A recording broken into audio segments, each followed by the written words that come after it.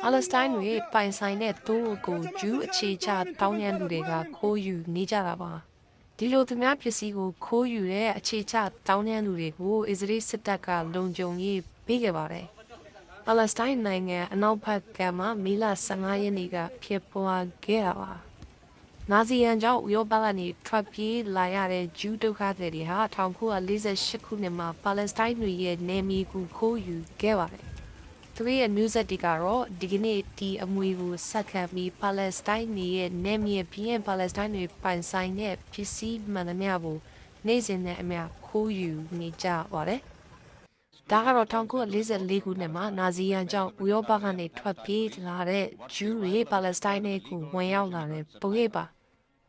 နောက်ပိုင်းမှာတော့ဒီလူတွေဟာလက်နက်ကိုင်အကြမ်းဖက်အဖွဲ့အစည်းတွေကိုထူထောင်ပြီးပါလက်စတိုင်းမြေဟာဖျားသခင်ကသူတို့ကို